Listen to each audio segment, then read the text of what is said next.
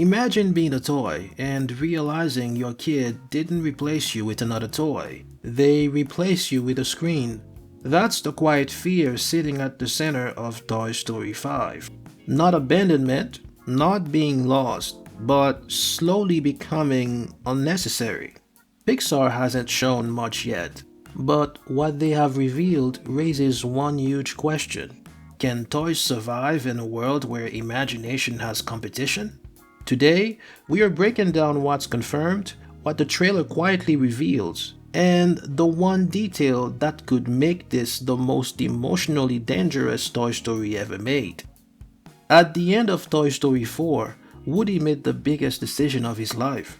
He didn't get lost, he didn't get donated, he chose to leave. Woody stayed behind to help lost toys find new owners, while Buzz, Jessie, and the rest of Bonnie's room continued life without him. That ending felt like closure. Jessie stepped into leadership, Buzz finally trusted his instincts, and Woody accepted that being loved by one kid isn't the only way to matter. But Toy Story 5 quietly changes one variable. Bonnie is growing up. And growing up doesn't just change kids, it changes what toys are for. And according to the trailer, Woody's return isn't nostalgic, it's urgent. Here is what we officially know. Toy Story 5 releases June 19, 2026. The film is directed by Andrew Stanton, one of Pixar's most emotionally reliable storytellers. And the core trio, Woody, Buzz, and Jessie, are all returning. But the most important confirmation isn't casting or release date. It's the theme Pixar keeps hinting at. Toys versus technology. And that framing alone completely changes the stakes of the franchise. The biggest reveal is Bonnie's new obsession, Lilypad, a frog-like tablet device. That's terrifying for one reason. Lilypad doesn't replace toys emotionally. It replaces them behaviorally. It wins attention faster, it requires less imagination, and it never gets boring the same way. That's not a villain, that's competition evolution. With Woody gone, Jessie leading Bonnie's room isn't just a character shift, it's a thematic one. Woody's leadership was about purpose through loyalty. Jessie's leadership is about purpose through resilience. So when Bonnie stops playing as much, Jessie isn't dealing with abandonment. She's dealing with irrelevance while still being loved. That's a much more complicated emotion. The trailer frames Woody's return like a reunion mission. Not a casual visit, not a cameo. A problem exists big enough to bring the original team back together, and that problem isn't a villain toy. It's a lifestyle shift. And if Pixar commits to that idea, this could be the darkest Toy Story premise without ever becoming a dark movie. Toy Story has always explored the fear of being replaced, but this is different. Being replaced by another toy still validates your purpose. Being replaced by Let's Play itself doesn't, because the toys aren't rejected, they aren't thrown away, they aren't even forgotten. They are just used less. Like useless, but like used less? No? Alright, let's continue. And that creates a new existential question. If your purpose is play, what happens when play changes form? That isn't abandonment, that's quiet disappearance.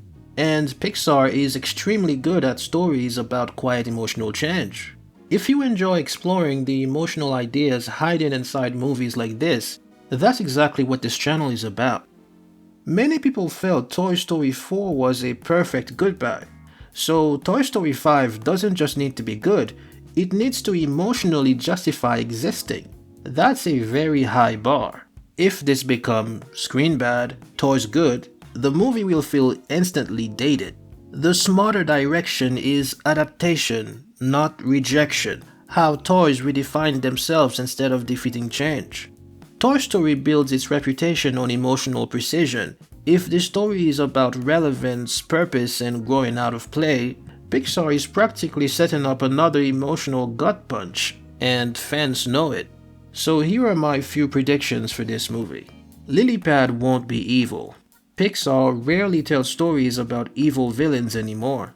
Lilypad isn't trying to hurt the toys, it's simply better at capturing Bonnie's attention, which makes the real conflict impossible to punch, escape, or defeat, because it lives in how play itself is changing. Woody and Jessie's beliefs may clash. Woody believes toys find purpose wherever they are needed.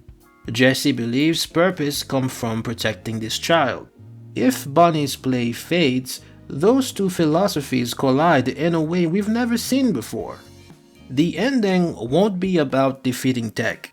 It'll be about redefining what being a toy means in a world where play evolves. And that's far more emotionally interesting than a simple victory. Which leads to the one question that determines whether this movie truly works. If Toy Story is about being there for a child, what happens when a child doesn't need toys to play the same way anymore? Do toys become decoration, memory anchors, comfort objects, or something completely new? That's why this premise is both scary and promising, because the real conflict isn't toy versus tech. It's imagination versus convenience, and that's a conflict every generation understands, whether they grew up with action figures or iPads. Do you want Toy Story 5 to be a massive emotional reunion? Or a bold reset that changes what a Toy Story ending even means?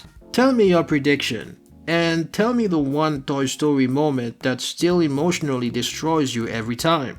Because if Pixar get this right, we're not just watching another sequel, we are watching the next stage of growing up. Thank you for watching, and don't forget to like and subscribe, and I will see you in the next one.